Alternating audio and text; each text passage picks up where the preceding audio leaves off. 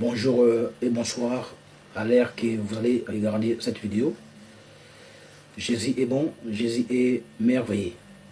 Alors, chers amis, je viens devant vous pour vous parler de la parole de Dieu. Car la parole de Dieu est d'esprit et vie. Alors, cet après-midi, nous allons parler sur la repentance. Alors, nous allons lire dans la Bible. Prenez vos Bibles. Si vous avez vos Bibles, prenez vos Bibles. Nous allons lire dans le livre des Actes, Actes chapitre 2, verset 38. Je lis au nom de Jésus. Pierre leur dit, repentez-vous et que chacun de vous soit baptisé au nom de Jésus-Christ pour le pardon de vos péchés et vous recevrez les dons du Saint-Esprit. Gloire à Dieu. Nous avons lu dans Actes chapitre 2, verset 38. Ici, nous voyons que c'était Pierre qui prêchait la parole de Dieu aux païens. Donc, dans le verset 38, nous avons lu que Pierre prêchait la parole de Dieu. Il disait au peuple de Dieu, repentez-vous, repentez-vous, et que chacun de vous soit baptisé au nom de Jésus-Christ pour le pardon de vos péchés et vous recevrez les dons du Saint-Esprit. Chers amis, Jésus est bon, Jésus est merveilleux. Notre thème, c'est la repentance. Donc le message que Dieu m'a mis à cœur pour vous transmettre, c'est la repentance. Mais que veut dire la repentance? La repentance, c'est un acte par lequel on prend la décision de ne plus commettre des péchés. La repentance, c'est aussi une action de reconnaître ses péchés et de l'abandonner. Par exemple, une femme qui pratique la prostitution, lorsque cette femme prend la décision de ne plus pratiquer la prostitution, c'est ça la repentance. Exemple, un homme qui fume la cigarette, lorsque cet homme prend la décision de ne plus fumer la cigarette, c'est ça la repentance. Donc la repentance, c'est un acte par lequel on prend la décision de ne plus commettre des péchés. C'est un changement de direction. Donc c'est aussi une action de reconnaître ses péchés et de l'abandonner. Chers amis, Dieu dit, repentez-vous, car le royaume de Dieu est proche. Chers amis, Jésus veut te sauver. Parce que ton âme a de la valeur aux yeux de Dieu. Jésus veut te sauver. Parce que ton argent ne peut pas te sauver. Ta femme ne peut pas te sauver. Ta richesse ne peut pas te sauver. Même ta famille ne peut pas te sauver. C'est la foi en Jésus-Christ qui sauve. Donc nous ne sommes pas sauvés par nos œuvres, mais nous sommes sauvés par la foi en Jésus-Christ de Nazareth. Chers amis, Jésus t'appelle à la repentance. Abandonner le péché, abandonner ta mauvaise vie. Toi qui pratiques la prostitution, la masturbation, la débauche, les querelles, l'idolâtrie, la sorcellerie, l'adultère, prends la décision d'abandonner ces choses. Parce que celui qui pratique ces choses ne verra pas la gloire de Dieu. Jésus veut te sauver, afin qu'il puisse hériter le royaume de Dieu.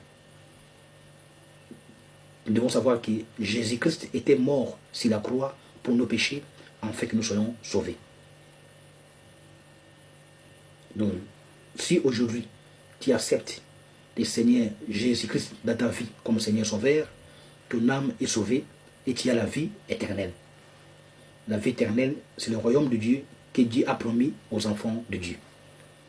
Et dans le royaume de Dieu, c'est là où il y a l'adoration éternelle, la louange éternelle, la joie, la paix éternelle.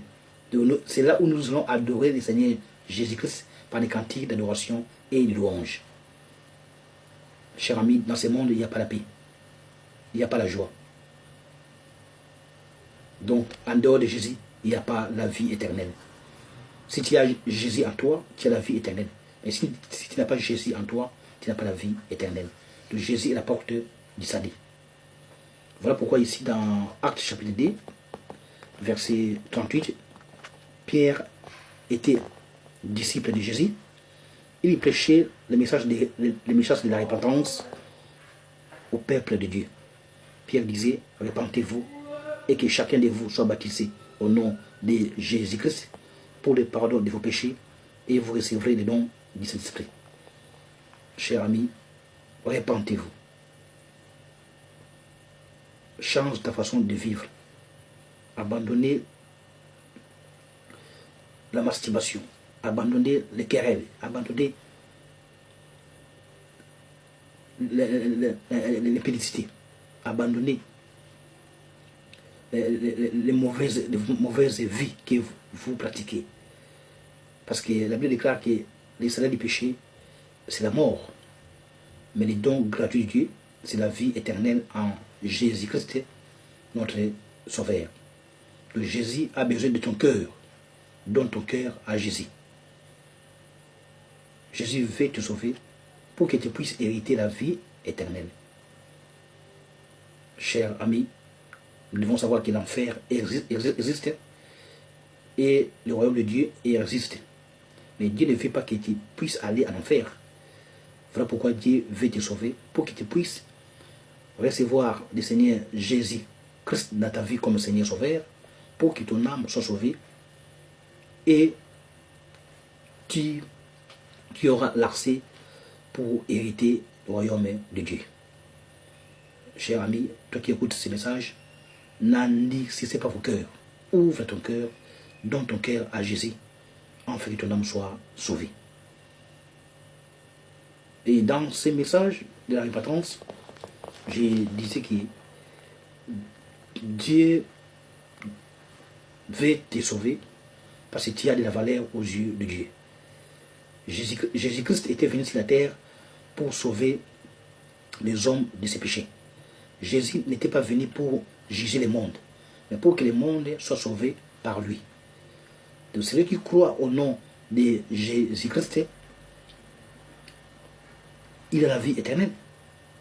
Donc si aujourd'hui tu reçois Jésus-Christ dans ta vie comme Seigneur Sauveur, ton âme est sauvée et tu as la vie éternelle. Mais celui qui ne veut pas recevoir Jésus-Christ dans ta vie comme Seigneur Sauveur, il sera condamné. Cher ami, Jésus veut te sauver. Donne ta vie à Jésus, afin que ton âme soit sauvée. Jésus est notre Dieu. Jésus est le Dieu Tout-Puissant. Donc Jésus nous interpelle à travers ces messages parce que nous sommes dans les temps qui précèdent de justice, l'avènement du Fils de Dieu.